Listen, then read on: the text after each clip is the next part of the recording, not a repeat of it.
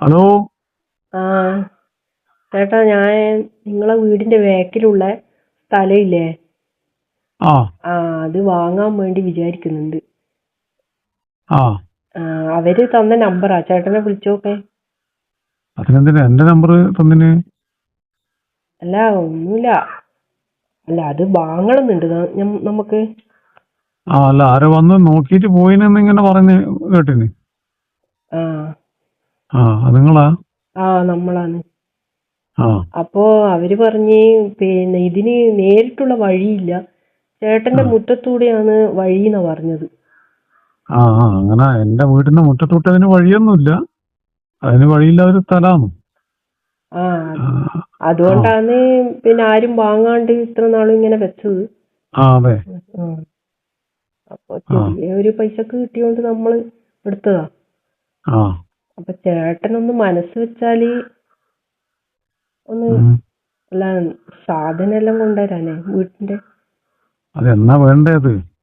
അല്ല, ചേട്ടൻ അതിലേ കൂടി വഴി തരുവോന്ന്. അതിപ്പോ എന്റെ വീടിന്റെ മുറ്റത്തല്ലേ, മുറ്റത്തോട്ട് വഴിയായിട്ട് തരാനൊന്നും പറ്റൂല. പിന്നെ ബാക്കി നിങ്ങൾ സഹകരണം പോലെ നിങ്ങൾ നല്ല സഹകരിച്ച് നമ്മളോട് സഹകരിച്ച് നിൽക്കുകയാണെങ്കിൽ ഞാൻ എതിരൊന്നും പറയില്ല. അതിലെ പോകുന്നതിന് മുറ്റത്ത് തെക്ക് ഭാഗത്തോട്ടാണ് പോകേണ്ടത്, വീട്ടിന്റെ ബാക്കിൽ. അറിയാലോ, അതിലൂട്ടില് പോയി. അപ്പൊ എന്റെ ഗേറ്റും തുറന്നിട്ട് വേണം നിങ്ങൾക്ക് പോകാനും വരാനും. അതെ, അത് മനസ്സിലായി. അല്ല, ചേട്ടനൊന്ന് സഹായിച്ചാല് ഒന്ന് നമുക്ക് വീട് വേഗം ഒന്ന് ആക്കേനു. പിന്നെ കിണറ് കുഴിക്കാനും ഇപ്പൊ നമ്മളെ കൊണ്ട് സാധിക്കുമെന്ന് അറിയില്ല. അപ്പൊ വെള്ളം അപ്പൊ എന്റെ സഹായം നല്ലോണം വേണോന്ന് അർത്ഥമല്ലേ? വീട്ടിന്റെ അതിലൂട്ട നിങ്ങൾ അത്യാവശ്യം പോകുന്നതിന് കുഴപ്പമൊന്നുമില്ല. പിന്നെ ഞാൻ പറഞ്ഞല്ലോ, ഒരു സഹകരണ മനോഭാവം ഉണ്ടെങ്കിൽ നമുക്ക് നോക്കാം. പറഞ്ഞു കേട്ടില്ലേ, ഒരുമയുണ്ടെങ്കിൽ ഒലക്കയിലും കിടക്കാന്ന് പറഞ്ഞ പോലെ. ബാക്കി നിങ്ങളെ ഇതുപോലെ ഇരിക്കും. പിന്നെ വെള്ളത്തിന്റെ കാര്യം എന്ന് പറയുമ്പോ വീടെടുക്കാൻ ഒരുപാട് വെള്ളം വേണ്ടേ? വെള്ളം വേണോ? വെള്ളം എന്ന് പറയുമ്പോ എനക്ക് കിണർ ഇതുവരെ പറ്റിയിട്ടൊന്നുമില്ല, പറ്റുന്നൊന്നുമില്ല. മുമ്പിൽ പോയാലും അത്രയാന്ന് 8 സെന്റ് എങ്ങാനും ഉള്ളേ. അത്രയേ ഉള്ളൂ. പിന്നെ അത്രേ നമ്മളെ കൊണ്ട് ആവുള്ളൂ, അതുകൊണ്ടാ. അല്ല, അതൊക്കെ. അപ്പൊ നിങ്ങളെ കൊറേ ഇങ്ങനെ കുടുംബമായിട്ടാന്നല്ല, നിങ്ങൾ ഒറ്റക്കാന്ന്? എങ്ങനെയാ അത്? ഞാനും ഭർത്താവേ ഉള്ളൂ. അങ്ങനെയാണെങ്കിൽ പുറത്താണ് ജോലി. ആര്? എന്റെ ഹസ്ബൻഡ്.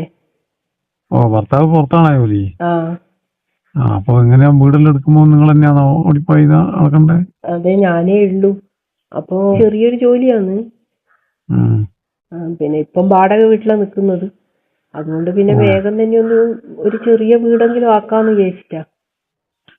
അപ്പൊ ഹസ്ബൻഡിന് ഇപ്പൊ ഒന്നും വരൂലേ?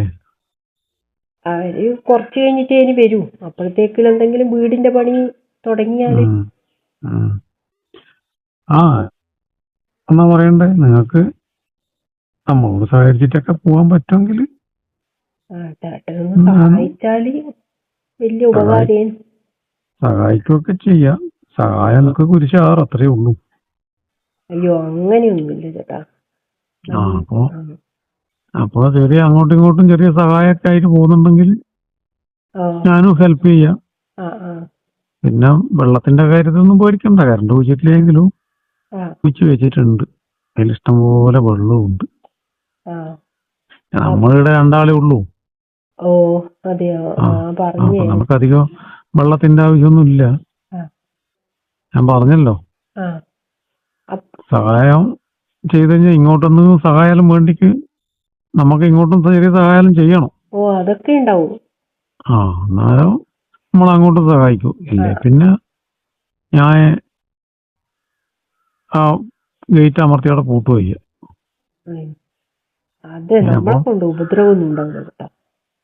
ഉപദ്രവം മാത്രല്ല, നിങ്ങൾ സഹായമൊക്കെ തന്നു കഴിഞ്ഞാല് ഞാൻ ചില സഹായമൊക്കെ പ്രതീക്ഷിക്കുന്ന ആളാണ്.